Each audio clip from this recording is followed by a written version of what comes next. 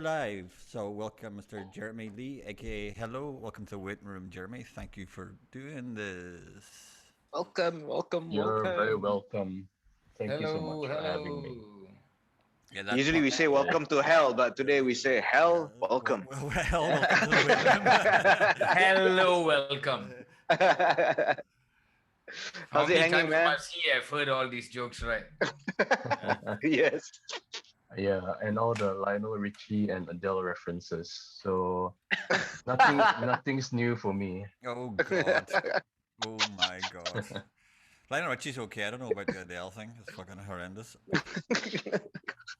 Yeah, no offense to Adele fans, but yeah, that's horrible. No, every offense to them. Every offense. Okay, so we'll get right down to it. Doom folk. Yeah. What's Doom folk in your views? And your own words, what do you regard as Doom folk?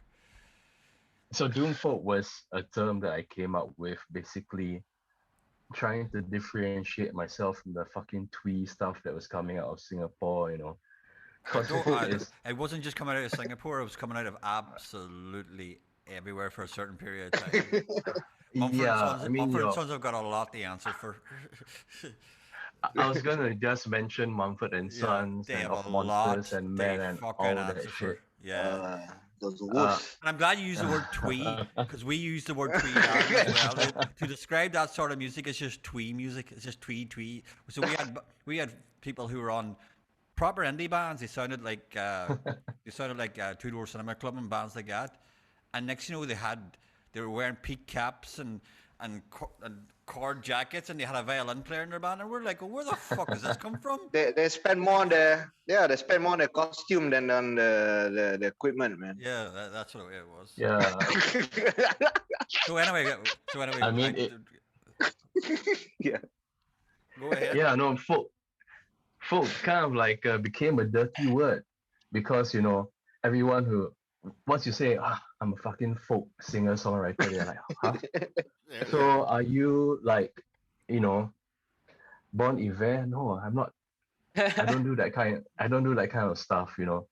I I might listen to the music once in a while when I'm feeling really, really depressed and need a little like pickup. But you know, folk music has its origins in like protest music.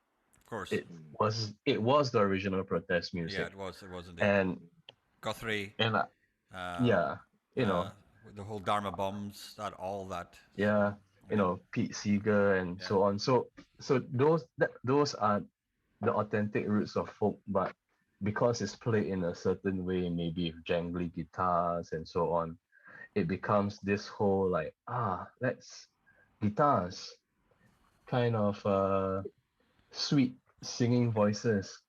That must be folk, yeah. you know. And I wanted to kind of change the convention of what folk is by, well, firstly, if you've listened to any of the music, it is, I would say melancholic, maybe It's rather like depressing, no, no. perhaps. It's very dark. It's very dark. But as an old goth, I'm an old goth. Like dark music is very uplifting for me, so I enjoy it. So Yeah. I just spent the day listening to a lot of your live stuff and stuff like that, and it's like I was going, yeah. So I was texting Asma, I was going, is this guy an old goth? And Asma, well, he's around about our age, but I don't know. I'm not too sure what he's into. I go, there's Well, definitely I'm hearing some old like Bauhaus and the kind of the vocal stylings and stuff like that. Some old like there's a bit of hypo negative there and stuff like that. And especially how you use your voice is very baritone, very low resonating, but it's yeah, done in a good way. Like it's so oddly enough, I used to be in when I was younger, I was in hardcore bands and punk bands. So that was me growing up, and that kind of informed the musical choices I made as yeah, I grew up. But perhaps when I reached a certain age, the thought of headbanging and kind of writing songs about fuck the police and so on just didn't quite resonate with who I was. no, I So I I mean, understand. It becomes it. yeah, That's good for a certain period of a certain person's times, like because it seems the anger and the aggression seems good because I was an old metalhead myself, like and stuff like that, and it's fine, but you have to get more nuance then in what you want to write, and especially in your lyrical content.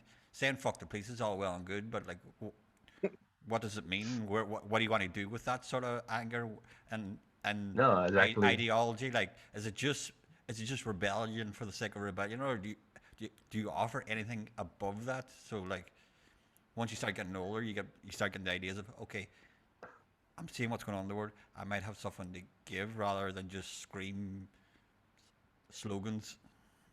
So I think that is part of the paradox as well, because punk music has so much so much to give in terms of how it informs the politics of young people, but it only informs a very small subset of people Yeah, in that sense. Whereas folk music, because it is inherently slightly more melodic and better on the ears, if you have a message that is concealed within, a slightly nicer musical arrangement, more people will be open to listening to it. More people will be open to rethinking what they do. I mean, look at what Asmil does, right? And the music that he writes. It is kind of like it's straight up unembellished folk rock yeah, ish with a little bit of punk in it. But the message, the messages are very strong. yeah. So I think that is important as a singer-songwriter to have that strong conviction of message. Is it And important? then, Is it important for? yeah. I probably I've never.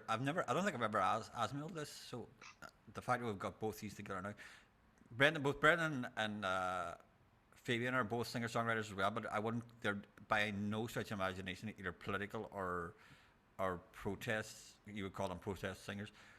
Mine's political love. Does it? Yeah. Does Protest the girlfriend. is the Yeah, message? protest. The girlfriend, the boyfriend, all.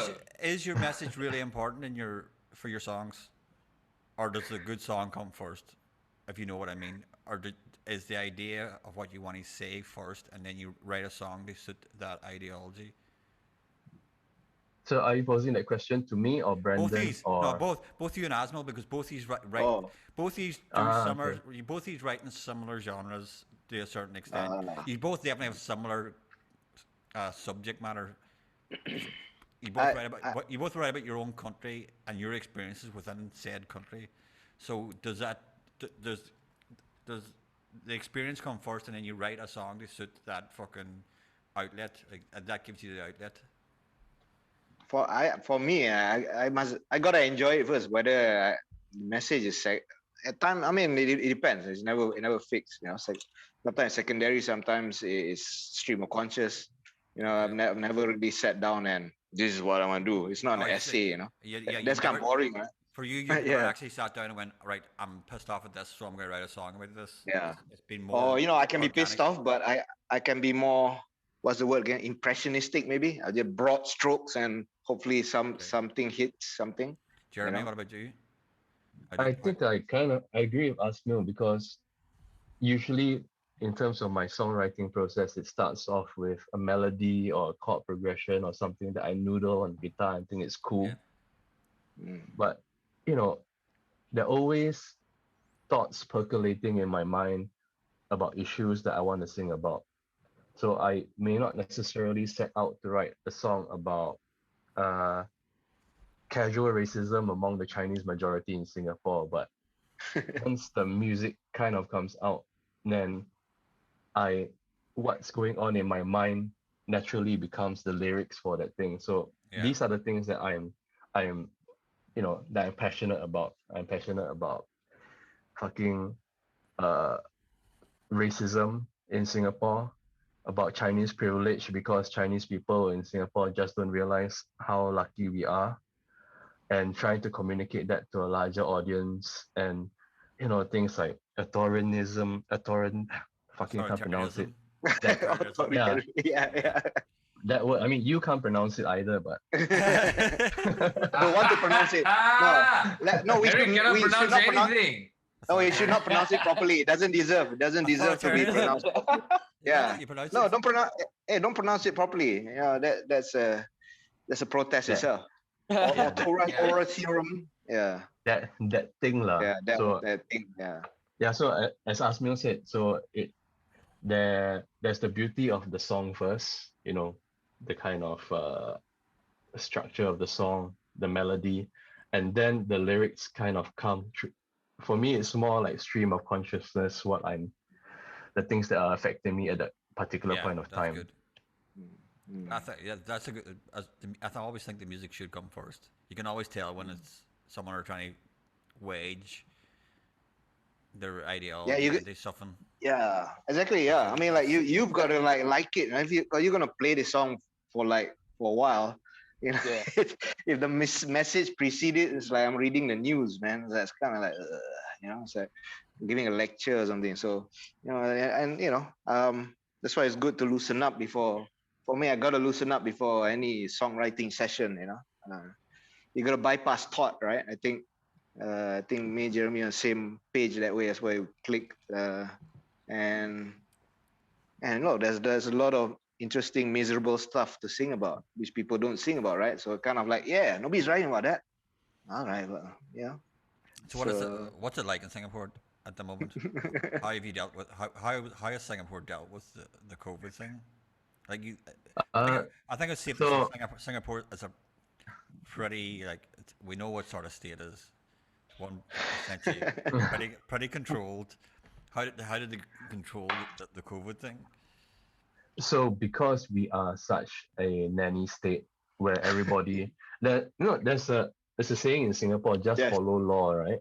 Yeah. Yeah. So everybody, when the government says this is the law, everybody just yes, yeah, okay.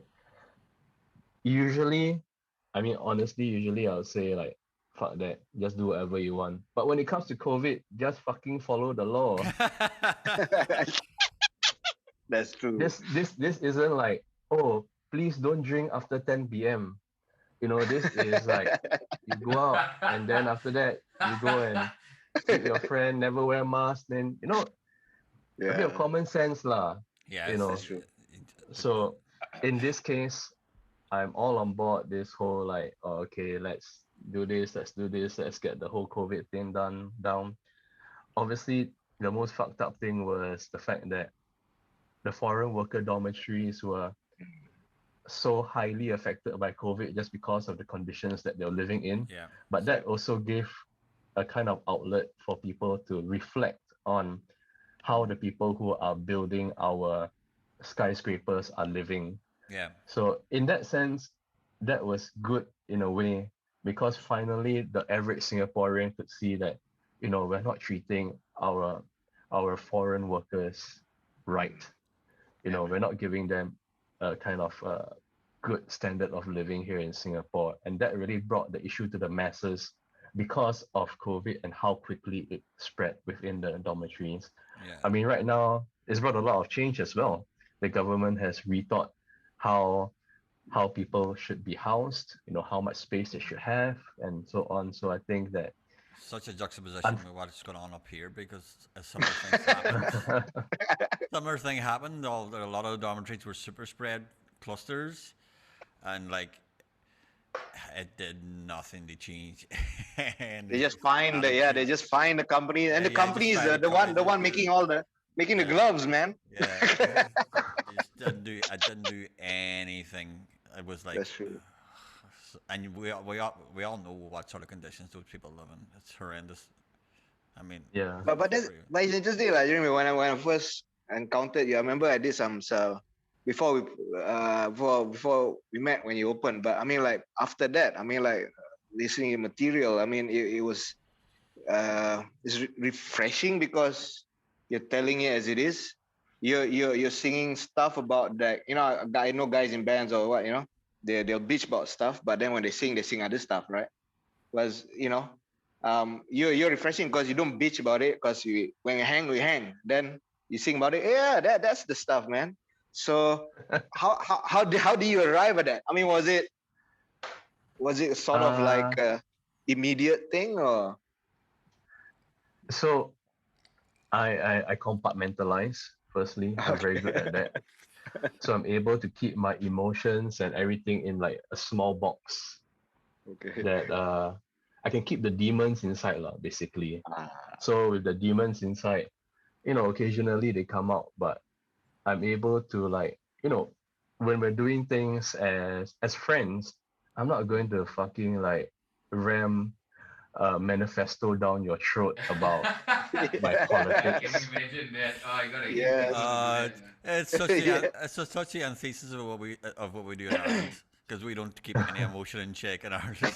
The other way around. It's completely the reverse. As soon as you get together with your friends, every manifesto that you've ever had in your head about any little emotion you've ever had all comes spilling out at one time. So it just turns into a massive argument between 10 people for 4 hours, just shouting at each other. And then we tell each other we love each other and go home.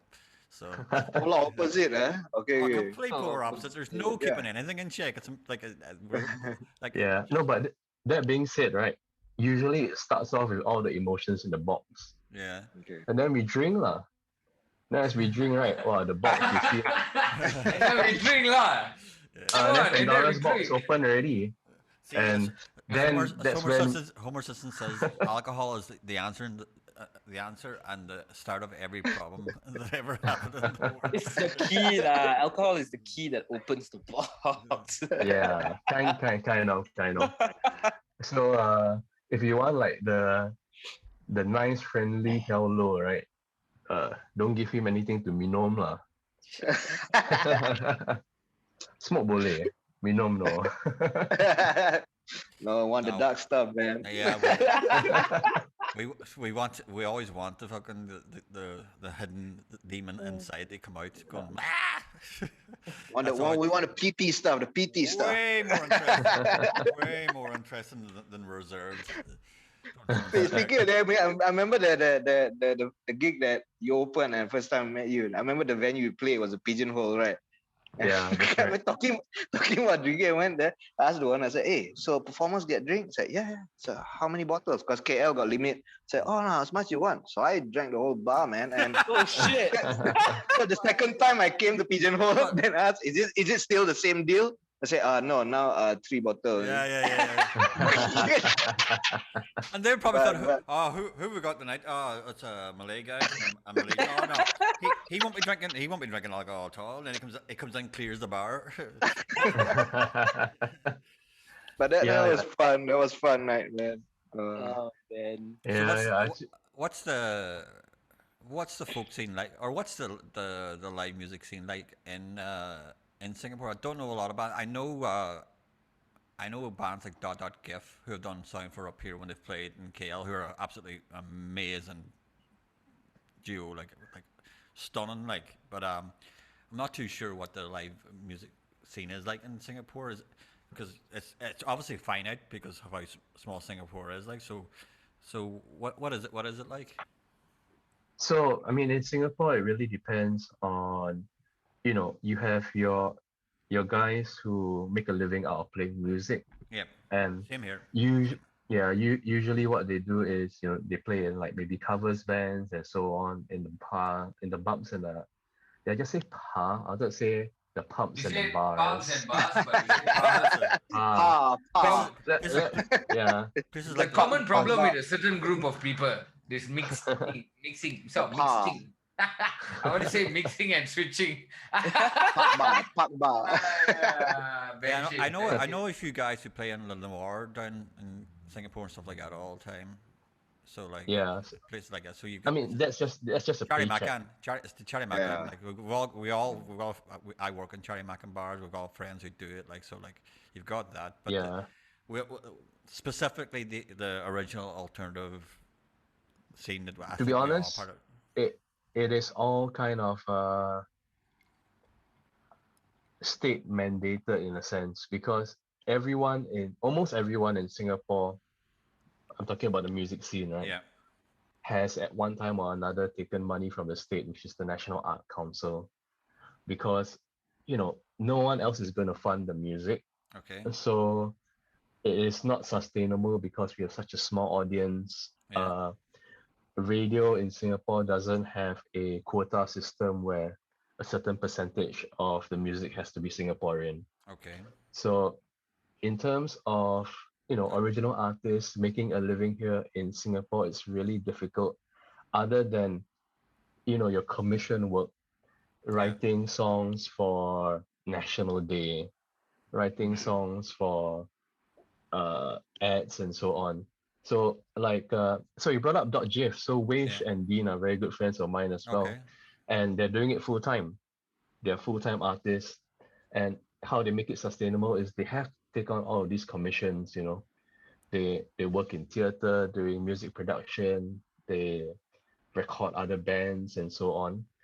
But there isn't kind of like, oh, I can rely on my CD sales. I can rely on things like touring in order to make it sustainable, because in Singapore, hardly anybody tours. I think the the Observatory are a good example of a touring band.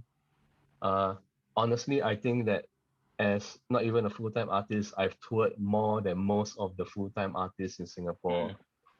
So I think that that's something very lacking. And even when they tour, right, it's like fucking, I want to go to Iceland and be inspired by the Northern Lights. So I'm gonna write a Oh proposal to God.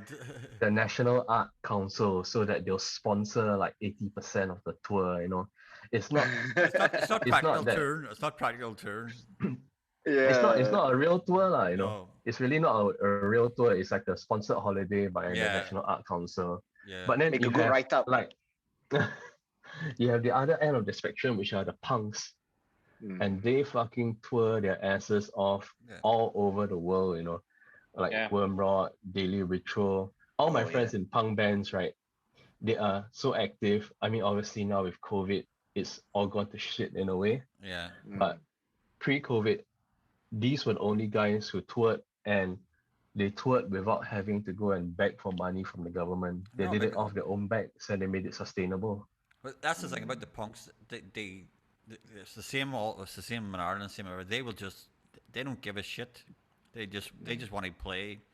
They'll play. They'll play out, as we say. They'll play the opening of a fucking toilet. As long as they can. As long as give us a gig, give us a sofa they crash on, we'll be there. We don't care. Like we'll make it work. Let's just make it work. The other thing is they also have a very strong community Yep. in terms of like that building that connection. Like I know like these bands, Daily Ritual and all, and I know how close they are with the guys from Rumah Api and Oh, Yeah. network lah. yeah, There's the networking, punk yeah, network. The punk network is yeah, different. Yeah. correct, Yeah. yeah. Even in I remember. Indonesia, I remember Jennifer Thompson shared the map in Malaysia, by the way, Jeremy, of all these venues where you can play Malaysia. Once the map was mapped out, it was like more than 60% of them are punk venues actually. Yeah. So the network is broad. It's true. But And I think I that just go on. no, sorry, Yeah. you go. I want to jump to the diaries. I want to, because Yeah. like it's fucking punk, man. What you guys were doing when I got to know what you were up to, and this was like, when we met Pigeonhole, I was convinced because I think I played at Baby's like 2007. That was an odd experience, and I didn't play comeback much. Did one a few times, but I always felt like I'm gonna go back to Singapore again. I'm sure I'm gonna bump into some genuine folky because Singapore is concrete, and they love this pastoral kind of like greenery. And I was right. I mean, like Ben Harrison, he kind of Yeah. introduced me to you, and a great guy, and kind of linked us up. So, but the diaries was, I thought, it was a very interesting form of resistance to spaces. And how did it come about? How did diaries come into fruition? So the diarist was just like an idea to like start a couple of open mics for original singer-songwriters, in like cafes and so on. So it was kind of doing what I did at the Pigeonhole, because I hosted the open mic at the Pigeonhole as well, right? Mm. I was the last host, so maybe I caused it to die lah, because nobody would come and buy drinks. But yeah, so anyway, I was the host of the open mic at the Pigeonhole. I organized the open mic and so on. So once that place closed down, we just kind of became this nomadic tribe of open micers looking for a space to do stuff. So we go to whoever will take us lah, basically. Usually on a Tuesday night when business is slow. So Tuesday nights, we'll find somebody who's willing to lend us your stage. give our performers like one or two drinks, something like that. And then it started from there lah. So we did. You've done open mics with me at the Shots Cafe. We did that album launch of, was it our album? Yeah, it was of Pedra Branca in Jam Bar and so on. Yep. And we've done a bunch of stuff with people who's, so I would say the cafes and all that are more like money making things, right? So they're looking at bottom line first. As much as they want to say support the arts, you can't tell them, oh, we're artists, so you must do it this way. Because they got to fucking make money, lah, and I understand that. Yeah. But there are the other venues like Independent Archive and Resource Center, which was run by the late Lee Wen, another one of our good buddies. So that space was like completely off the rails, could do whatever the fuck we wanted to do in it. I remember one time Chanil from N Leaves came over to play a show in Singapore, and fuck man, I thought Asmil could drink, right? Chanil was Chanel's from over in fucking, is it Borneo, isn't it? He's a fucking savage. He's born drinking. He's like an Irishman. He's just born drinking. He came down with Reese, right? Yeah, with Reese. Oh god, both of them together. Yeah. And this Indonesian duo, Ni and Tos, who we later found out was Wake Up Iris. B was from that band. Okay, yes. So we met. So anyway, so it's kind of like a full circle thing. So we did a lot of weird shit in IARC. We did improv shows. We did open mics. We did singer-songwriter thing with Jerome Coogan and Sehon. I put up shows for like kind of like left field folk artists like Piblokto. So Piblokto is like a instrumental, experimental folk guy. We also did shows for Hanging Up the Moon, which is a little bit more pop folk Singaporean band, but we've done stuff for Leslie Lowe's solo stuff. So the Diarist, it had a good run. Unfortunately now we've all kind of like, we're all doing our own thing. So the Diarist was myself, really good friend of mine called Teeny, another friend of mine called Su Hui. So it was a little bit tricky because Teeny and Su Hui were going out, and then they kind of split up. Oh god. And I think that was kind of like the death knell. That was kind of like the end of the Diarist, like, in a way. Yeah, that's always difficult. Unless they're really the most amicable breakup you could ever have in your life, which is rare. But sometimes it's good to have. I mean, these sort of things, they don't last. I mean, I think the natural sort of like the zeitgeist arrives, and you move on. I think it's a sign of everybody's really productive because everybody does their own thing. Right? Yeah, like any scene always like any root of any scene always creates a tree and then branches off. Like if it tries to remain the same thing forever, it just becomes, it will always become stagnated. There's no way it couldn't. So like the fact that you're all doing different things will mean that means everything's getting more. You're all creating something new on yourselves now, which is good as well. Yeah. So like new roots will grow out of your new stuff. So that's good. I think this is a good time to stop the first half, and the second half of the show, I think we'll kick into the roots of your musical journey, if that's okay with you, where you started. Sure. And then we'd like to get into the fact you're also a sports photographer, yes? I work for Reuters. Okay, so cool, excellent. So like I'm a huge sports nut. Fabian's a sports journalist. Brennan's unfortunately a Man United fan, but we'll not hold that against him. And I think Asma. Let's go. I think Asma couldn't give a fuck, but we're getting some sports photography as well because I like we'll see what you've done with that. So take a 10 got those big ass cameras, man. those Canon. The long one, the long one. No, the big and long one too. The one who got his own legs one. I'm sure he's bazookas. Take a 10-minute break now, and then we'll be back for the second half of the Hello podcast. Okay. Top up with whiskey, you ready? Alright. Okay. So See you in a couple of minutes, see you guys. in a couple of minutes, guys. Thank you. Yeah. Be right back. Go get Yeah. some minum first. All right. And we're back at part 2 of the Hello podcast. So welcome back. So Thank you. So Jeremy, your musical journey. How did you get into music as a kid? What took you through? As a kid, it was like like typical kind of like Chinese household. My Piano? mom forced me to go for Yeah. piano would have been good. I had to go and do fucking organ lessons. Oh. I mean, piano at least you can do like some Richard Clayderman bullshit, right? But Oh, no.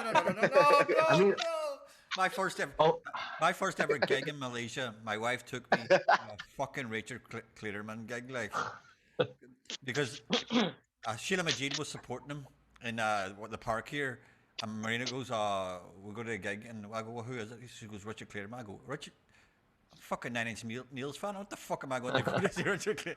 It's horrendous.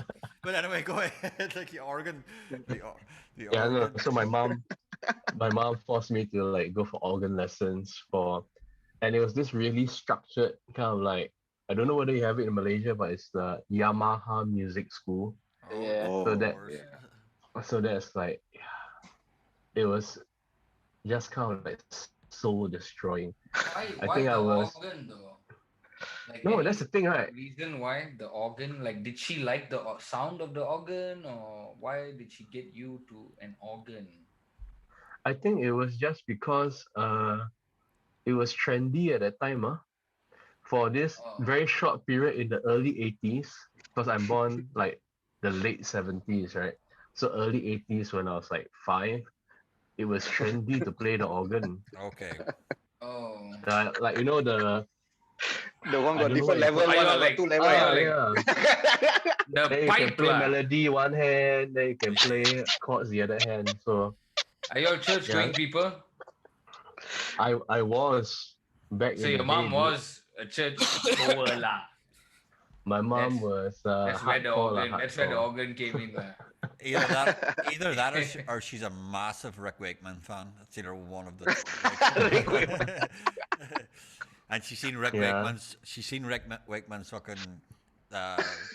What is it? What did he do again? He did this fucking crazy thing in the late 70s. It was all cocaine, but it was like like Lord of the Rings Aiyo. but on ice.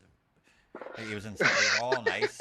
He was in the middle. And they had people skating around him, and he had about 45 keyboards, and it was all that was just the epitome of What? cocaine. Yeah, not joking. He was in the middle on his keyboards, and people were skating around him. It was fucking, Oh, man. it was crazy. And Well, was that how you felt while you're learning the organ? Jeremy? no, I don't. Probably No. not. I I think that to must be have been like honest, no, sorry, go ahead, dude. No, go. No, go ahead. I was just going to say something stupid like the ice thing must have been a cabling nightmare. See, I started to think. Now, see what I've done to him. I'm training him well now. I started thinking like a life Oh, sentence. man. See the cable under the ice, lah. No lah. No, they lay the cables first, then they pour layer of water and let the layer of water freeze. Ah. Then they reuse that ice for other venues that are using the same setup. The ice is for the party after, so everything's on the rock. The water's already got the cable holes in it, so you just have to lay the cable in it. Like it's all. Oh man. Let me go on your So organ. how long do you do the organ for? So I think I did it for 2 years because my mom was one of those typical Chinese mothers who was like, I must let my son experience all of these weird things. Send him to art class, organ class, fucking etiquette class. She sent me also. Etiquette. What? No lah. Etiquette. How- Etiquette, How like to what? eat, how to eat, Oh. how to stand, then- how to walk. And that syllabus is based on what? Like the Back out. British. Yeah, it's I'm all not British, yeah, it's all I'm not sure whether there's any- etiquette specifically British. That's very British, like. So were they teaching you how to like pour tea properly and all that? The pinky finger are very important. Oh, Dick knows. I don't know if you're just yanking my chain now. Oh, he's very serious. No. The pinky is up in the air. The pinky has, cup of tea. Oh, serious, huh? No, but Oh, so my okay. mom was big on like giving me these experiences lah, because I mean bless her soul lah, she passed away, but she was like, want to let my son try as many things as possible and see what he's good at kind of That's mentality. good. That's great. Yeah, Good, so good. apparently I wasn't very good at etiquette lah. Or playing the organ. So I did the organ for 2 years and that was that. Fucking sucked at it. But you know, I still like music, still listen to music. So secondary school, naturally, I think when I was 13 or 14, gravitated towards guitar. What was the source? And What was the band? Who was the band? What was the song? Everybody knows. Everybody knows their first. The one that went, oh God. so I'm pretty sure it was Nirvana, Oh. Come As You Are, probably. Ah, But no, that was the song that made me want to play guitar. Okay. okay. Or maybe that was one of the first songs that I learned how to play on guitar. That's But so the song strange, that 'cause- made So go ahead. Go ahead. Oh, Finish it. no, but the finish it. songs that really made me wanted to learn how to play guitar, I think was Enter Sandman.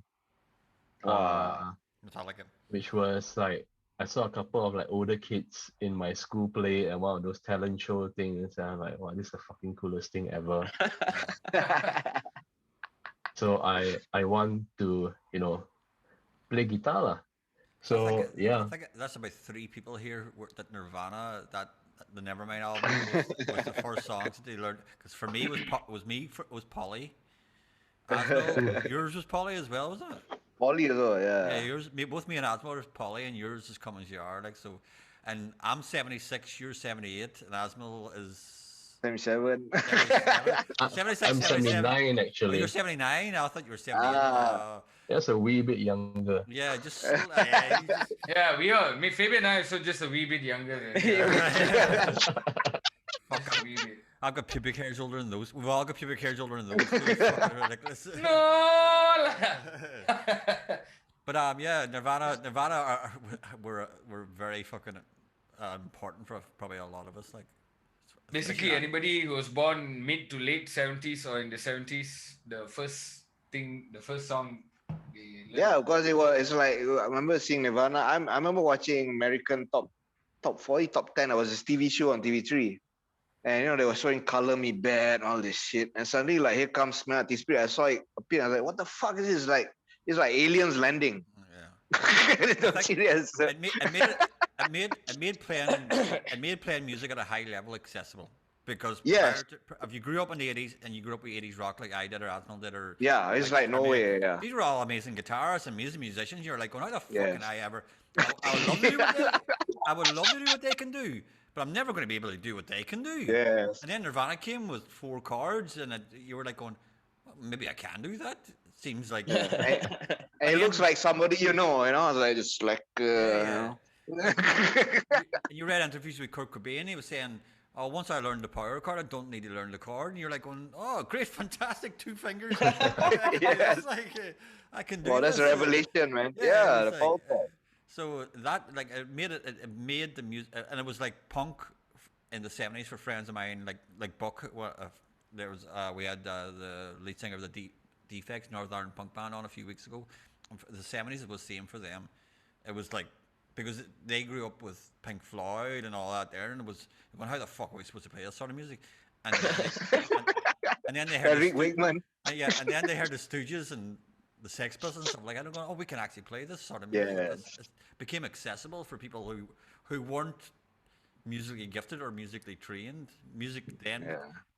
being able to play live music became completely accessible for us. Yeah, Yeah, definitely, man.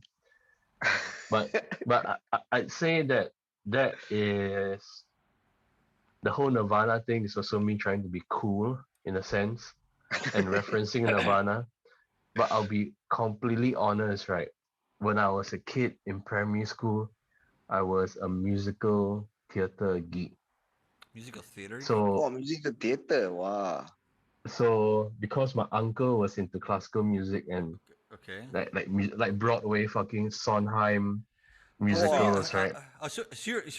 you're fucking you're musical tunes then. You like Wow. Respect. what's Yeah. your favorite Yeah, musical no. then? What's your favorite musical then? Uh so I like this one. It's a Sunday in the Park with George. So Oh, wow. it's one of those kind of not so popular I think it was Sondheim. But anyway, so Sunday in the Park with George, Sweeney Todd, Into the Woods, Yeah, Les Miserables, shit like that. yeah. That was Oh. my jam when I was in primary school, Okay, man. cool.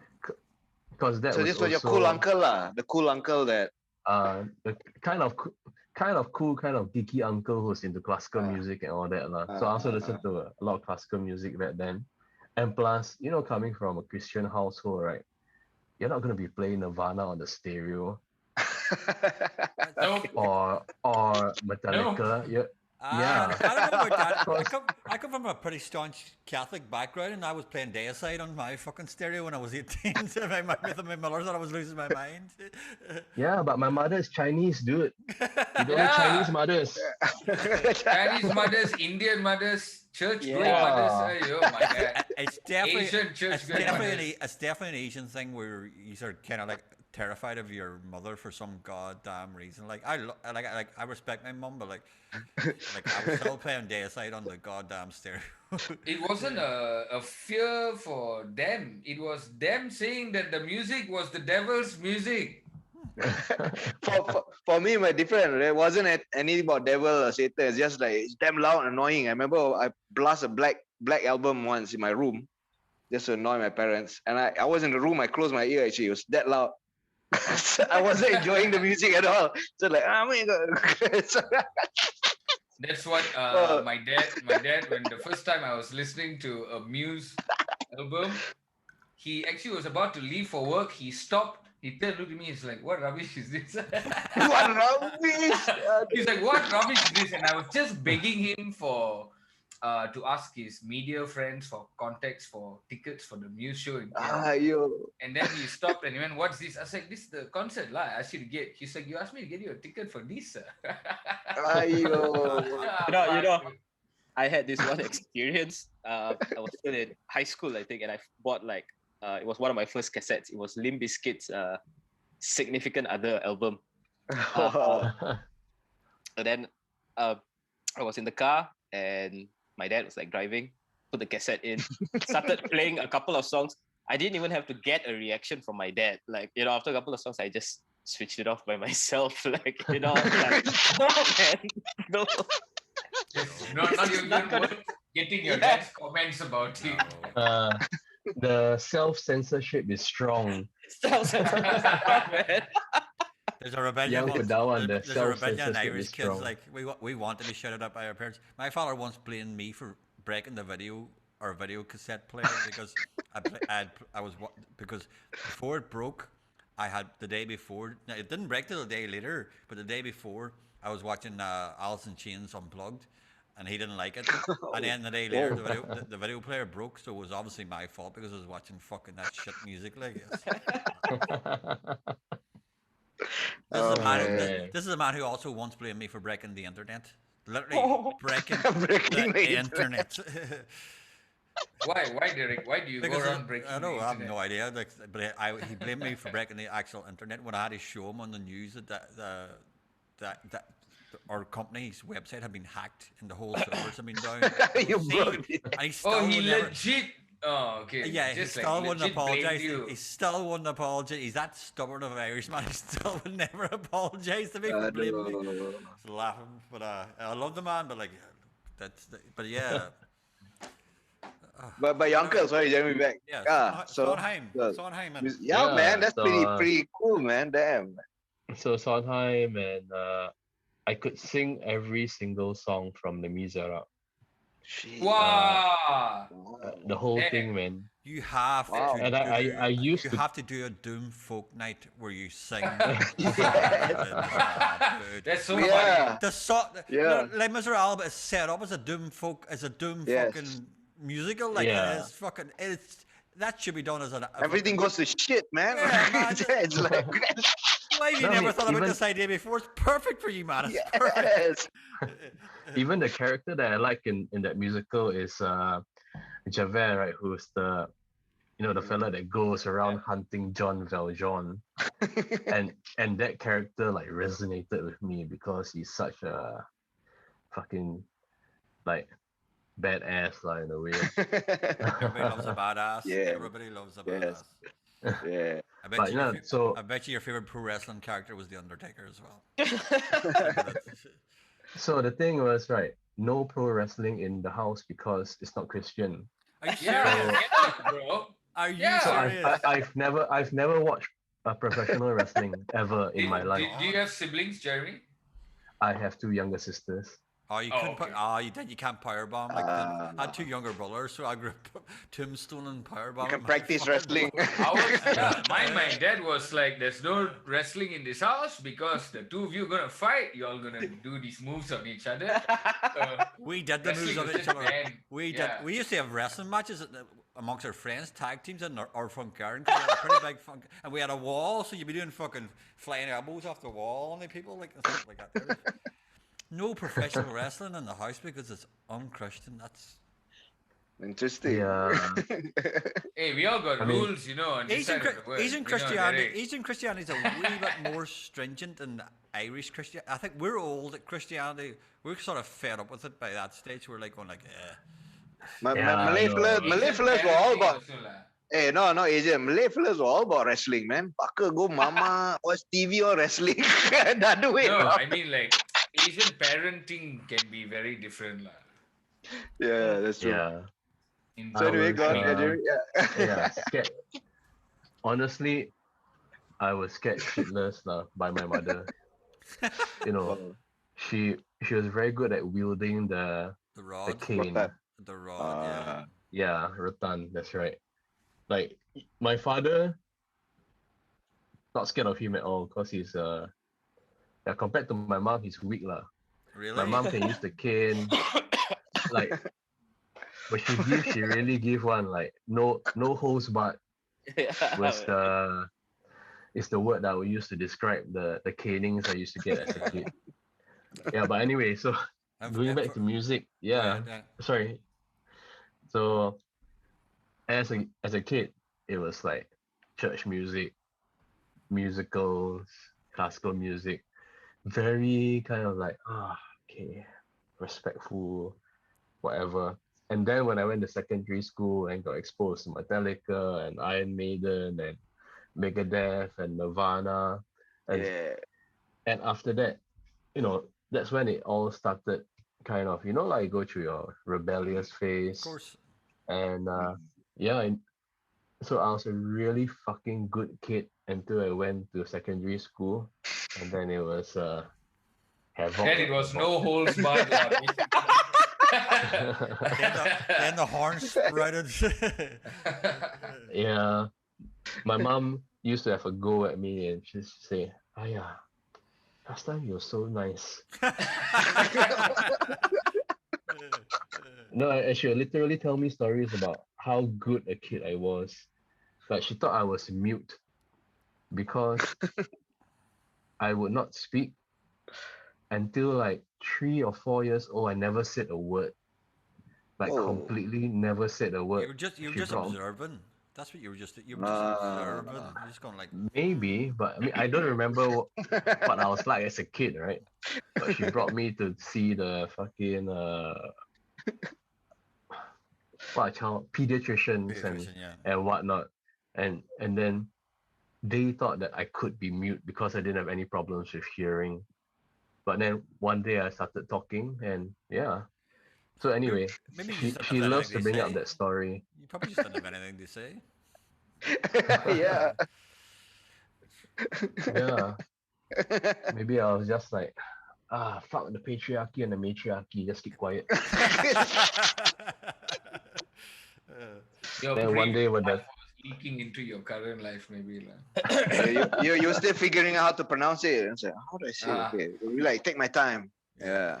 So Yeah. what's Did the they ever tell you what your first words were, though? Since they waited so long to. No, Oh. unfortunately, yeah, my mom passed before I could ask her that. So yeah, no, I could potentially ask my father, but yeah, we'll see how lah. so what was the first band you got into, and what did you play? So the first band that in secondary school, I kind of jammed a lot with a friend of mine. It was just the two of us. He had a drum set. So this particular friend of mine was musically gifted. He was the band major in the marching band, could play like a ton of instruments. Had a bunch of guitars at his house, electronic drum set and bass and what have you. So I go over to his place and we jam. I think that was kind of the first band I was in. It was just me and this guy, and we just play covers. Like the song that really comes to mind was this song by Megadeth called Holy War. Of course, Yeah, so I've Holy I've been War in the was Megadeth since '88, so like they're one of my favorite bands. Like, absolutely so love Holy Wars. Like, so yeah. So even though I was more into like Nirvana and grunge, right? My yeah, friend was really into kind of like metal. yeah. So he forced me to learn how to play the bass riff for Holy War, Oh, fantastic. so that he could play the guitar bit and the drum bit because he was a really good musician and I was quite shit. So obviously the shit guy plays the bass, right? Yeah, but I don't know if Dave Ellefson would enjoy me considering that. no, I mean, I'm sure like Pastor Rias and all of them will have something to say, but yeah, so the guy who can't really play guitar as well as the other guitarists, or who isn't kind of like looking for the limelight, plays the bass. So anyway, he made me play the bass for that song, and that's all we do. I'll go over to his house, we jam, uh, Holy War. I think we jam Appetite, the entire Appetite for Destruction album from Guns N' Roses. A couple of songs from Black, and that was it for secondary school. So we didn't do any like originals and stuff. It was just basically But was it a good playing the songs. education? Was it good education being Yeah. taught by a guy that musically gifted? Did it Yeah, give you a because good I mean, foundation as a musician? Like, Yeah, man. definitely. I mean, it was just basically he's a very patient guy as well. So he okay, that's just be like, good. okay, Yeah, learn how to play this. He teach me like things like, okay, the bass note or the chord is this, but then the bass note can be something different. So you yeah. just play this and what have you. And yeah, so I just kind of learned how to play bass guitar from this guy. Oh, And free lessons, man. Shit. yeah, kind of free lessons. I did go back to Yamaha for like a month to try to learn how to play classical guitar. Oh. But fucking when the first lesson was E minor chord, but only the bass and the three treble string, right? But then I like fuck this this Ah. my time. Wow, It- serious. That's how they teach. yeah, no, first lesson is dung chung chung dung chung chung. The whole lesson, man. Then I'm like, huh? I mean, by the time I already kind of like know how to play other chord shapes and all that lah. So, What but a I see con. the rest of the class were like, wow, fuck this music. This is how you become great. Yeah. So anyway, yeah, Yamaha. Then so I did that for a very, very, very, very short while. Then I learned from my friend like, how to play guitar more or less. I went to, I guess you call it pre-U. No, you might have something similar, Polytechnic in College, Oh, yeah, Singapore. college. Yeah, yeah. Yeah. College lah. Yeah, So yeah. Polytechnic after my We call them after my techs. O levels. Yeah, the old Yeah. the old polytechnic. We just call them techs now. Like, yeah. Yeah, so that was when I really kind of got into the whole band scene was in Polytechnic because So this was many in the bands. 90s. So many bands came from those polytechnic Yeah. because it was just musicians getting in so a lot of them, because in the UK you could go there when you were 16. So then all these guys who didn't want to do A levels would just go to polytechnics and do music. Ah. So then they just get into bands. And it was just a melting pot. It was just like Yeah. spend all day smoking certain things and fucking just Yeah, playing just hang out, man. What are Yeah. these certain things they are smoking? tea. Yeah. Tea leaves. I don't know. My Christian household raised me Yeah. very Irish sheltered. tea leaf, green color. Eh, don't Irish tea play. is very potent. So, but yeah, Green color. those polytechnics are melting pots for, especially for musicians. So they're just all just playing all the time, and loads of bands came out. Yeah. I think Muse. Yeah. I think the guys. I may be wrong, but I think the guys from Muse came out of that polytechnic scene. Like so. Oh yeah. Yeah, I think. But I mean, but And- college time, I think is the perfect time where you realize, because you don't have to wear uniform, right? Jeremy, there. Yeah. I mean, by then yeah, you can. don't. So you kind of like you can show your stripes. You look weird, and then, you gravitate to each other. Yeah. That makes so much sense, It's not like Like, you I look used to weird. It's not like find you that look to weird. be an issue, You like, want to look weird. Yes. You're Yeah. wanting Yes, to fucking yes. look weird. then Or you're even you supposed to, feel- like, Or you're still trying to figure out how I want to look, but in the meantime, while waiting, you kind of become looking weird. Oh, that's how I look. yeah, we all focus on our hairstyle because everything uniform. Obviously, you haven't focused on your hairstyle in a while. The cruise, Me? and then you think So- you need to sort that. Yeah, fucking this out. is the years of being suppressed Neglect. in school, They said comb, put powder on your face, side parting. Fuck off, man. Take off. Take You're off clothes. you're fucking half an inch of hair away from being on a Soul Glow ad from 1987. This year already twice I got reference David Arumugam lah. The Soul Glow. Guys. Musical can do. God, yeah, we need to do an ad for Brendan eventually for Soul Glow again. Fucking just spray it all over his fucking hair. It's fantastic. So, But Polly, what yeah. you, Polly, what was your first? You would get it down to your first real band, four-piece band that you were playing original proper music. Yeah.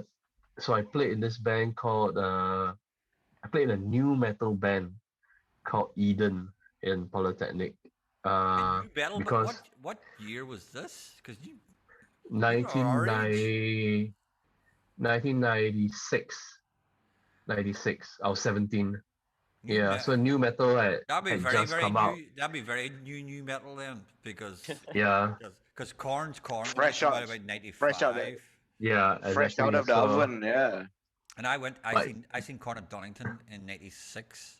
So just then, that would be Deftones with Adrenaline had just come out in '95 as well. So that'd be very very new metal. But that was good Yeah, but new we- metal. That was good No. new metal. We weren't the cool new metal band. I mean, we were the fucking Limp Bizkit kind of new metal band. $3 Uh, $3 bills, y'all. New metal. Cold Chamber. Yeah, so no, it wasn't good. I was just a bass player, Okay. so the lead singer write all the songs. I just go inside there and just play bass. That's all lah. Straightforward lah. Then after Yeah. that, finish already. Then after Shots- the week, go and drink. Balak. Then The try, short try stint, to you- pick you up had a short- girls. So you had a short stint in Eden. Yeah, so to speak. No, so after that was again, I was there for a little. I was in the band for a while. Then after that, I kind of left because it got boring, and I started to smoke a lot lah Mm, in poly. always. So Uh, so it became like just go to my friend's place. We just smoke, and yeah. that was like an entire year of didn't do any music. Nothing Just one Music, entire one year. year, Trying to say like a week Nothing or unusual. 2 We weeks. almost Nah, everybody. that Yeah. was just an entire year. Yeah, of like doing that and doing stupid shit lah. I you bet know. you played a lot of video Ah. games during that period of time. Yeah, it was I mean it was fun, but we basically just hung out every day, same bunch of fellas, same fella's house because his parents were never around. Somehow somebody would go out and buy the stuff, come back every day lah like that. But Uh, among this bunch of friends, we kind of had some similar taste in music. So one of them was a pretty good singer.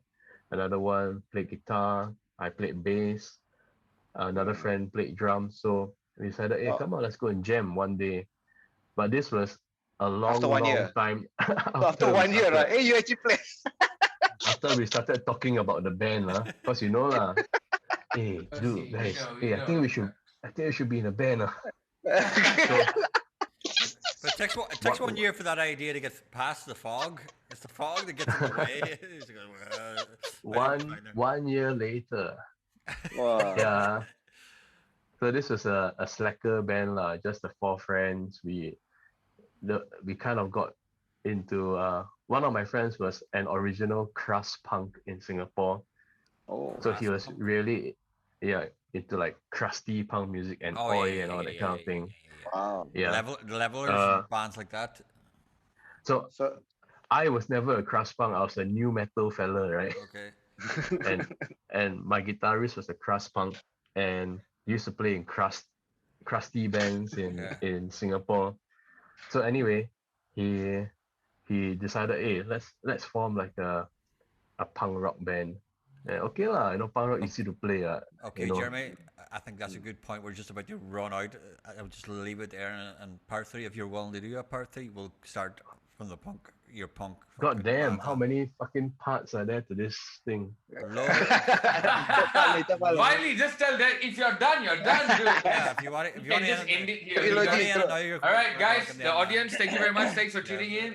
This is Jeremy. No, I'm just I think the kidding. audience has had enough, man.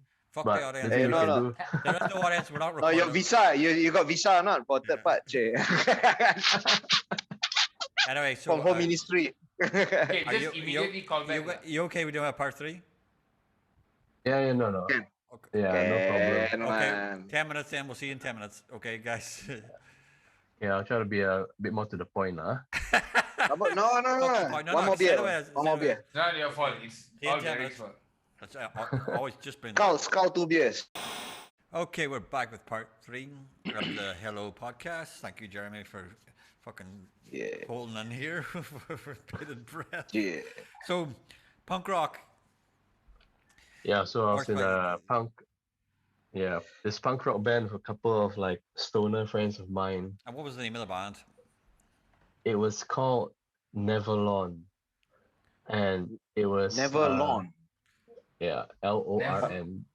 Oh, never Don't- long. don't- Yeah, don't ask me what it means because I wasn't the one who came up with the band name, but But what does it mean? so this is what I'm guessing. I think it's a contraction of never forlorn. But Oh. Okay. but anyway, it was a band with a couple of like really good friends, and started writing music. The guy who was in the crust band wrote a bunch of like political kind of like punk songs.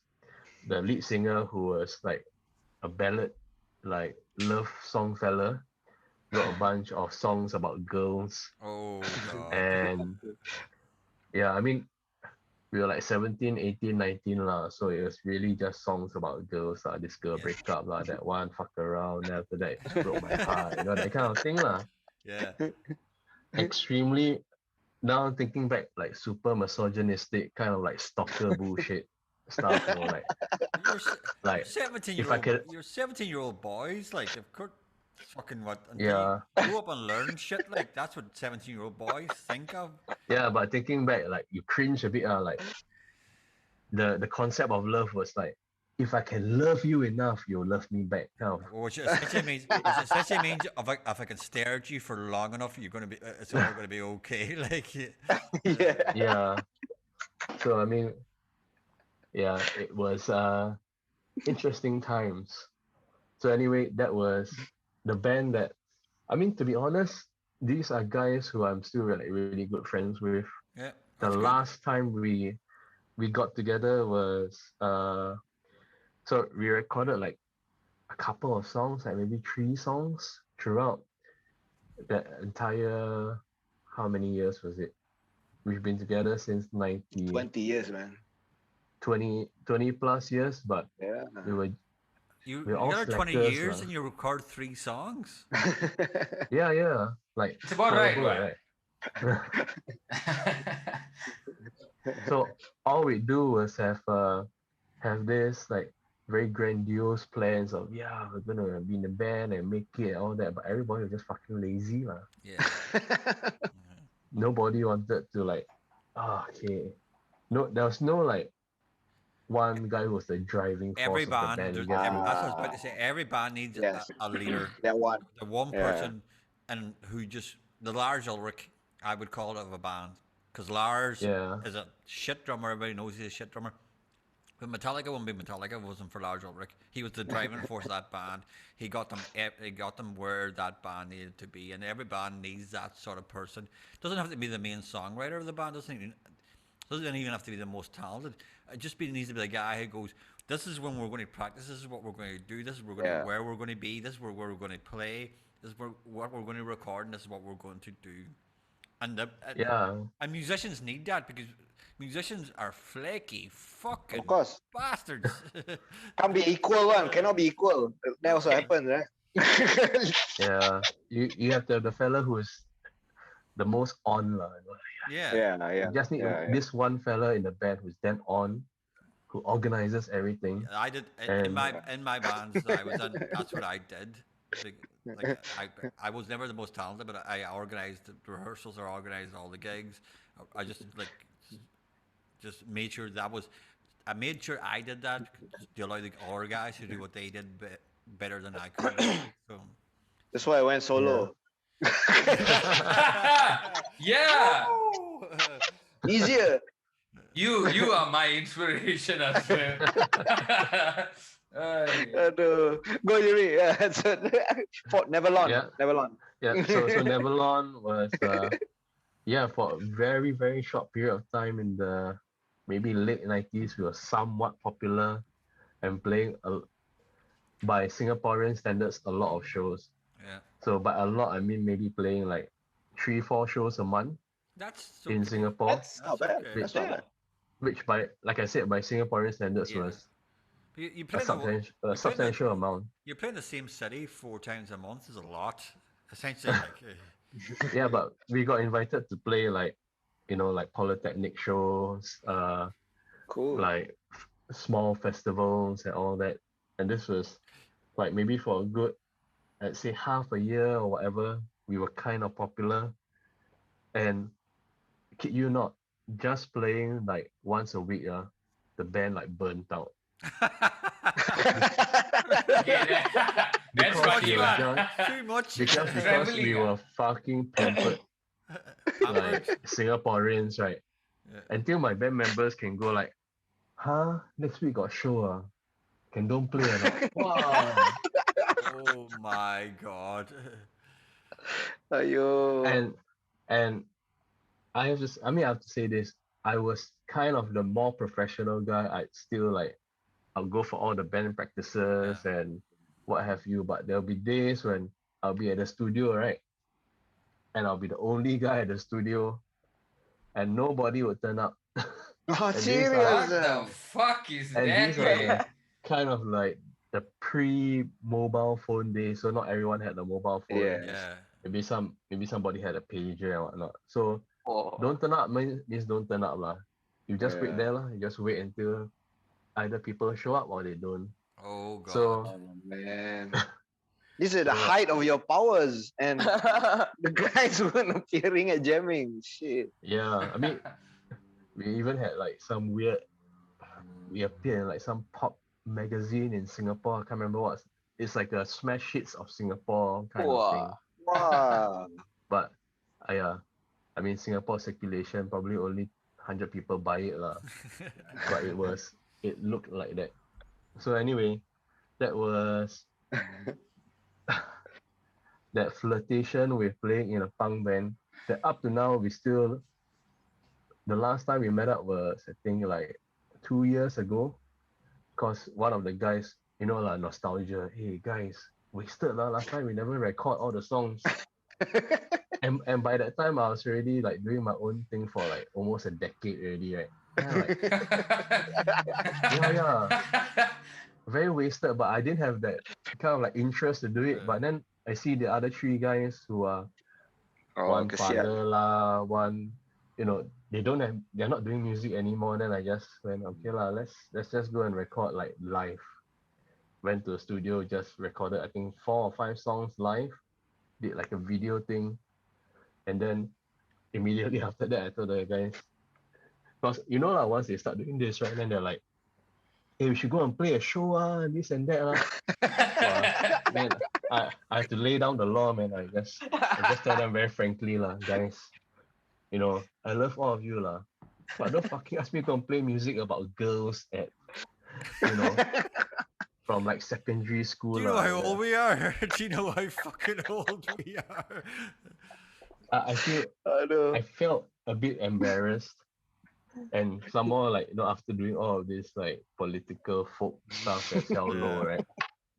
Then like, if somebody see me, self-conscious. So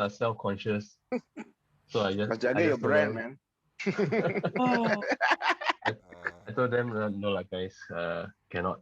But at the same time, a part of me was like, that's probably one of the reasons that we've all been sort of like me, you, and Asman, all at our age, have been sort of okay because we've never escaped that because we're always in the music scene. I'm a live sound engineer. You guys do music kind of full time, or like you're always playing music. Like you don't have the guys who gripping onto the nostalgia. Gripping on, pining for that fucking 20-year-old band again. Like we think it's fucking it was so great back in. Yeah, no, it was so great for that period of time. But like, I don't want to do that again. Fuck that shit.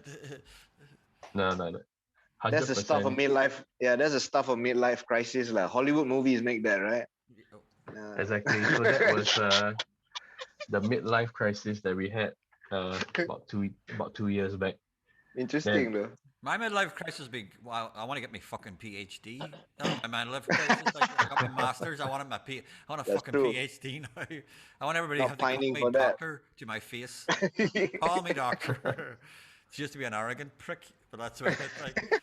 But like midlife crisis. I think you don't need a PhD for that, lah. Because someone to call me an arrogant prick? No, definitely don't need that. But I think we all got permanent head damage already, lah. Correct. PhD, permanent head damage. I think the only time I want to be in a band again is when I see a really, really good band, and you sort of look, and for that, while the band are playing, you sort of go, it'd be great to be in a band again. You're drinking a beer and it'd be great to be in a band again. But then you remember all the bullshit that you had in that band. That's why, you remember why you went solo. That's why I'm all about the solo train, man. You want band members? They're not called band members. They're called sessionists, right? Yeah. Because once you're in the same band, at what point did different. Did you go from playing in bands to going like, and then go from metal and essentially metal and rock to folk? Where was the transition? Because it's quite a different genre. So and a long gap too, right? Yeah, what was it? Yeah, there probably was a long gap. But Definitely. you're probably in similar bands for a long period of time until you started making that. Was it a gradual transition, or was there a kind of cutoff? So it was. I was in Neverland, and I was in another band called One Wrong Turn, which was a screamo, hardcore band, and it was. I became this. Call it a bass guitar hall. So I was the bass hall. Anybody that needed a bassist, right, then they'll call me up and I'll go and play bass for them. Okay. So this was like late 90s to kind of like mid-ish 2000s. I was doing that. But at that same time, right, there were a bunch of musicians that used to be hardcore, putting out kind of like folk albums. Okay.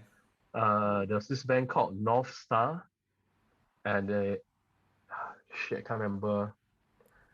So there's this band called North Star. North Star is not Singaporean, right? No, it's not. North Star is a US band. Yeah, I think my dad interviewed them. They had a good. They were kind of pop-ish. No, They're not really pop. I think they were like quite heavy back in the day. not But Star. yeah, but they kind of after that whole kind of like heavy period, they went through like this folk thing, and they called themselves Casino, and they played kind of like political folk music lah, but in a very kind of I call it maybe new folk or mutant folk kind of way. I mean, go check them out. Casino. Tom Morello style. They're- sorry. Tom Morello style kind of political folk. Not really. So theirs was a little bit more nuanced in that sense. So they talk about things like poverty and those were the issues that were resonating with them. So Casino was the band that kind of like got me into it because you could still have a message that is about things you want to really express, things that you're not happy about, but at the same time it doesn't have to be hardcore. You don't have to go Yeah. and it came in this kind of nicer, I wouldn't say nicer, but slightly more acceptable package, so more people would potentially listen to it. Yeah. So, and that kind of like drove me into that tangent of Guthrie and Seeger and all and a little bit of Bob Dylan and so on, and listening back to those guys who I never enjoyed as a kid because that was my parents' music. Yeah, of course. And it's like I'm not gonna listen to and to be honest, my mom also didn't really listen to that because she's Christian lah. But It's okay. I grew up with the So, same but- thing. I grew up with horrible Irish country music. Like it's fucking terrible. Like so, it's okay. I know your pain. yeah, so rediscovering that was Yeah. great. And then, listening to people like Nick Drake. Nick Drake is Uh, absolutely fantastic. Like Blue Moon is fucking Yeah, I mean anything by Nick Drake, Elliott Smith, which yeah. oddly enough I only got turned on much later by a friend of mine called Jay. So Asmil knows this guy as well. He Oh, was Jay. Okay.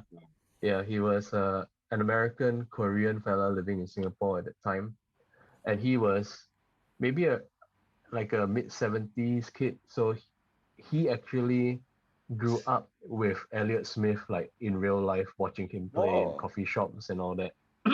Ooh.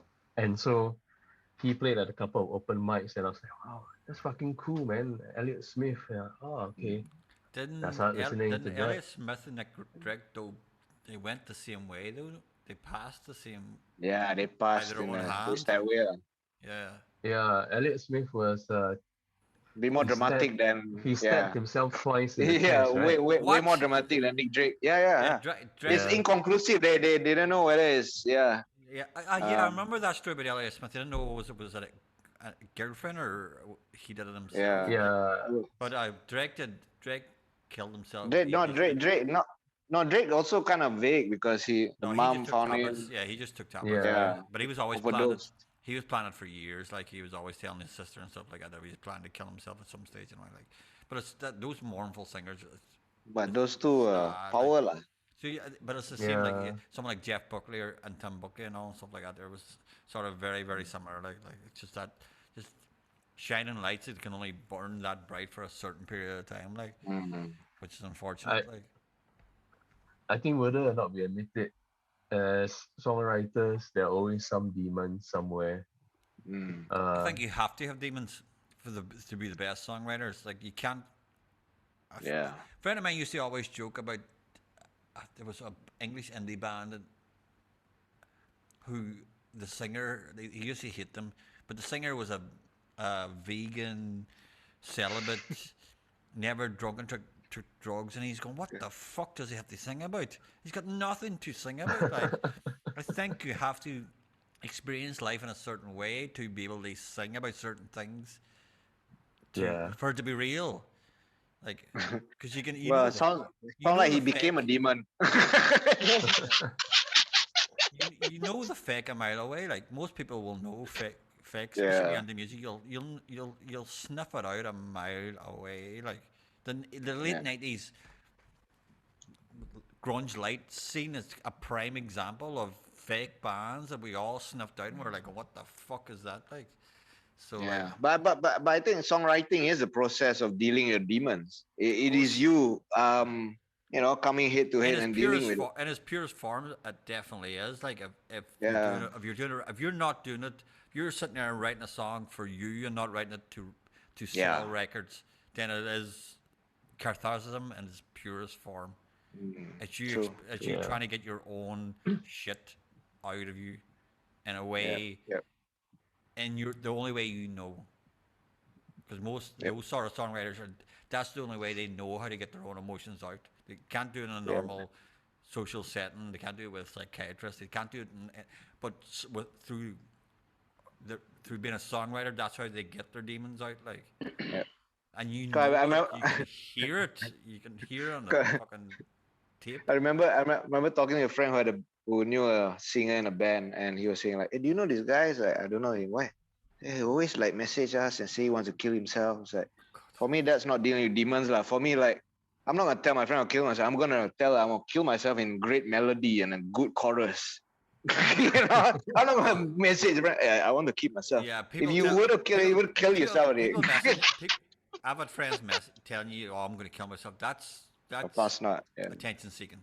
That's not like the people who do end up doing it are the ones who you're shocked by, who never talk about it, and then they end up doing it. Suddenly, right? Yeah, true.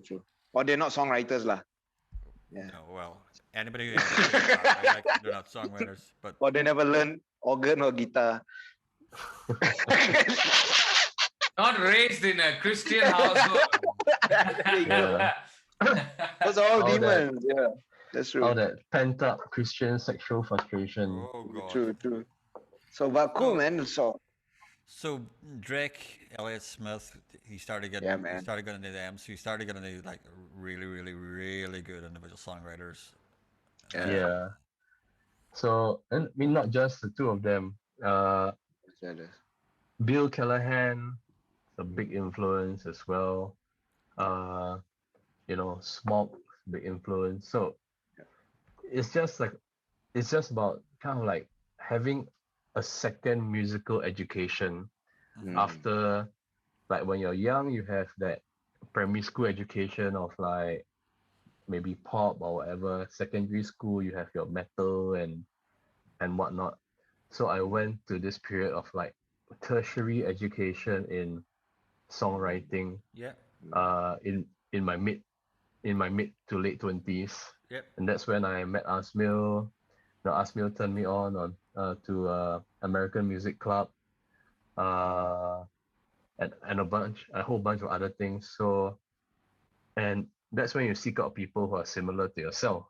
Like Asmil is like a good friend because we're kind of similar in stuff that we like, Yep. how we write our songs. He used to call us the Hammer On Brothers. The Hammer On is it's a lost art. Yeah. Yes. Everybody wants a solo, man. Nobody wants a hammer on. So another good friend of ours, like Leslie Lowe, is also very similar in that sense, because his kind of like solo stuff is also very kind of like singer songwriter talking about issues. Leslie is a lot more nuanced than me. I'm more like I want to say it plainly, but Leslie can dress it up in a nicer, more poetic kind of way. You're more punch to the face. Okay, this is. I like to think that I like to think that my lyrics are a little bit more punk in that sense, lah. I don't want to like beat about the bush too much with like, metaphor and what have you. Just fucking you say you sad lah, you angry, you say you're angry, you want to kill somebody, you say you want to kill somebody lah. Not like I want to tear off the wings of the butterfly because she's too beautiful. That kind of bullshit. It's not bullshit, but it's just not the way I write the songs. I understand. More like cave, just very, very fucking just. Sometimes no words, just Yeah, sometimes just rage can really. Yeah. Yeah, so that was around the time where I started the diaries. So just Mm. like trying to get a bunch of like-minded people. But I think when I started the diaries, I also kind of like realized that there weren't really a lot of like-minded people. Like I thought like, wow, fuck man, we start the open mic, right? Can get all these like fucking folk singer-songwriters who are very passionate about issues and so on. But by and large, a lot of people that came, right, just wanted to write like Jason Mraz, Mm. love song, which Yeah. it's a totally it's great to listen to, but it's so different from what I had in my mind. So that was a big wake up call for me, Yeah. because like, Uh, I had this expectation of meeting like similar people, but then I met people who are also yeah, singer songwriters but very different. but you had to compromise then on your own ideals, like on like you probably had this, as you're saying, you had this fucking notion that or idea you can create this fucking scene of fucking people all under the same genre, writing about the same things, and we can create this collective that could maybe change things, and then realize I may be the only one actually thinking this. But Everybody else just wants that to come and that play their own songs and be cool. They don't want to fucking write a fucking yeah, political fucking manifesto. I mean, I definitely met a few who are very similar in terms of how we kind of like talked, and on a social level, right? These were very political, kind of liberal, lefty people. But suddenly the song come out is "Why She Don't Love Me," that kind of thing. Yeah, So the I'm like, government lah. Why the government don't love me? Metaphor. wow, that's a very powerful metaphor. All your songs are about the government, right? Not your ex-girlfriend. Yeah, so I found that a little bit strange, but I also realized that it's also maybe because I'm a bit older than some of these guys, lah. I So they are still understand. kind of like, Asmal yeah, understands. open mic is for like a lot of the times for younger people to Yep. kind of like They find get a their voice. get a feel for the Yeah. craft, Yep. Absolutely. be comfortable with playing in front of people, and I think that so it became a very kind of like, I wouldn't say ego driven, but I want to find people like me to become like, I just want to offer a platform for anyone to play their own music, and I got a lot less judgmental because of that. That's great. I, That's yeah, absolutely because great. You it managed to became like, put your own ego away and just do it for the purity of people are creating new music. I want to give them a platform to create new music. yeah, it doesn't matter That's whether or not exactly. it's my personal cup of Absolutely. tea, Absolutely. but Yeah. I want you to be able to come to this safe space and play your music, and nobody's going to like boo Fantastic. you or like be an asshole or heckle you and stuff like that. Just But come and play. that says a lot about yourself that you were able to put your own ego out of the fucking frame and not being that belligerent and arrogant. Going, no, I only want a certain fucking style and a certain fucking political message to come across, and then you went, no, if this helps bring new music into the world, let's bring new music into the fucking world. So that's a Yeah, but really good. I mean, it sounds great, but at the same time, I was already in my 30s. You're kind of like a little bit more mellow, right? You're moving into your 30s and 40s. You're a bit less like, uh, yeah, must be purist. If you don't sing about, Must be Dude, purist. Did you dude, say if you must don't, be purist? dude, there's a lot if you don't sing about PAP, right? You don't come and sing at my open mic. No, okay. Just turn off the mic. Just turn off. Get off. there's a lot of Wow. guys. Listen, especially amongst left wing people. There's a lot. You know guys who are in their 50s and 60s who are still fucking old communists and stuck in fucking 1965. Like, and they're purists to the day they die. Like, their ability to change isn't there at all. We all know people like that. Like, but like, your ability to just step back and go, maybe we can change in a different way rather than being so goddamn myopic about the whole thing. Let's try and just let music breathe. Like, so. And of course, That's good, like, seeing where these guys are coming from, first time yeah, playing, exactly. yeah. Can't start Yeah. fucking just pulling out the chainsaw finger, Yeah, exactly. launching a fucking diatribe at fucking young musicians. What the fuck's that? But you seen it. I've seen it. You see it at people all the time. Like start ranting at fucking people. Like fuck. As a sound engineer, Yeah. I'll only rant them if they don't show up on time. That's it. Punctuality is very I important. yeah, I never ever kind of like somebody asked me what do you think about the music. Wow, that's a very tough question to ask me. But usually I'm very supportive, you know. Yep. I just say what I like about it, and then that's about it, lah. I mean, like Fabian and Brandon, you guys also, you know, organize stuff like open mics and so on. So you've seen, you know, like sometimes they're good ones, sometimes they're bad ones, right? All the time. But you just want to be encouraging for all of them because they're doing something that's very Yeah. brave. Yeah. I And always, even more because we also, I mean, I won't speak for Fabian, but I also was at that place where they are, you know. I used to be that nervous fellow who didn't get encouragement or was seeking encouragement. So, like, to be able to, I've organized a few things, and to be able to give that platform to other people is nice, lah. It's nice to see, you know. Yep. You actually, to some extent, because even more because we are musicians and we understand the journey and how it starts, you can't help but be encouraging also sometimes. It's just very like, I mean, you must be a real hardcore asshole if you really don't like it, and then you're like, I think- man, what the fuck you doing this? Don't fucking just go and get a job. I think it's better to see. I always say I would sooner watch the worst musician play his own material than the best fucking cover band in the world. For me, Yeah. because You'll say that now until you're sitting in front of the worst musician in the world. I've sat in front of the worst. No, but it's musicians in the world. entertaining lah. No, it's entertaining lah. Yeah, I know. Yeah, it is. As a yeah. live sound engineer, I've had to mix some of the worst Yeah. fucking goddamn fucking original artists in the world. But I don't care. At least they're crafting something new into the world.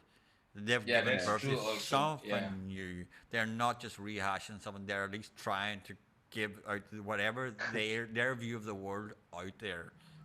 But I think you need to have some sense creation lah. Because I mean that's why I stopped organizing too early on after doing all these singer-songwriter festivals. That after a while we just like, oh, anybody can do. So you had people coming with a diary and reading the diary. I think we were just too open to Yeah. everything. So I mean, if you just put it as music, I think it's okay. But I think when me, Jerome, and Sehon were doing was like anything goes. So we we get some real weirdos lah. We'll be really entertained. But after a while, it's kind of tiring. But again, like we were never judgmental. I was like, okay, I mean, good, yeah.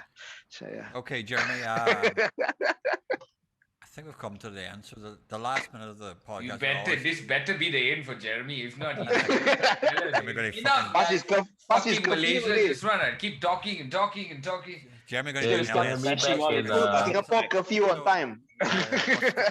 So we always give the last minute over to the guests to give your hashtags. What are you planning for the next year? What's going on in your life? So the last minute, Jeremy, it's all yours. So go ahead. Yeah, so thanks so much for having me on this podcast. It's been fun to speak to like-minded people. I'll be honest lah, in Singapore, cannot go out what? So where got opportunity to like do this kind of thing, right? So for Hello, I have a bunch of things coming up. The first thing is I'm in part of this art video by an art collective called OH Open House. So basically I play a version of myself in this thing. A doom singer-songwriter basically in this video. So I didn't have to act much. I just basically played myself in that thing. So that's gonna come out pretty soon. I've also got a album that's gonna be coming out probably by end of the year called Regret in That Get. So That Get is it's an open tuning that I like. Yeah, we all know what that. Oh, that Yeah, so Nice. Regret in That Get. Soundgarden's gonna have the and- answer for that one. the whole album in that get. Uh, Yeah, because one of my fucking friends told me, right, hey, you know all the songs in that get sound the same. Yeah, Then I that's told true. him, no, so I told him, fuck you, Proven wrong. I'm gonna write a song, I'm gonna write an album of songs all in that get. Then after writing the album, right, I realized they actually all sound the same. A little bit Oh, that's- similar, but That's Yeah, I called got- thematic focus. Ding, ding, ding, ding, ding. Yeah, so anyway. Dad got such a folk tune, so it's like yeah, and it's very Irish and Celtic as well, right? So yeah, so so that's the thing. That was recorded at the substation, live. So and that was probably one of the last music things happening at the substation, because I don't know whether you guys know this in Malaysia, but the substation is closing down in Singapore. Important Yeah, space. so Yeah. one of the monumental venues it's That's going to be horrendous. shuttered. That's absolutely horrible news for any Yeah. venue to be closing down. I mean, they're trying to save it and whatnot, but we'll see what happens. But right now, the committee has decided to close it down. Okay. So yeah, that's basically it. Writing more music. Okay, well, Jeremy Lee, Yeah. aka Hello, Cool. thank you so much for this wonderful conversation. That's Yeah, been great. man. Let's hope this So- stupid Yeah, shit it's very ends nice. soon and we can all just So hang yeah, out. Come to hopefully- KL, man. We miss you. Yeah. Yeah. And Hopefully I we'll also get miss you your up to KL balcony. for- Lepak there. yeah, we'll get Yeah. you for a waiting room drinking session the next time you're in KL. Yeah, And we man. should waiting room go to Singapore. Yeah. Okay, so Anytime, man. waiting room. Yeah. That's the waiting room number 30 over and out. Thank you guys. 31. 31. Yeah. Last week was 30, yeah. Oh god, 31. All right, I've man. lost the plot. Okay, Nice. guys. Yeah, I think like we overkill the waiting room. Be safe, guys. Be safe. Yeah. Thank you, everybody. Peace. Bye. Okay.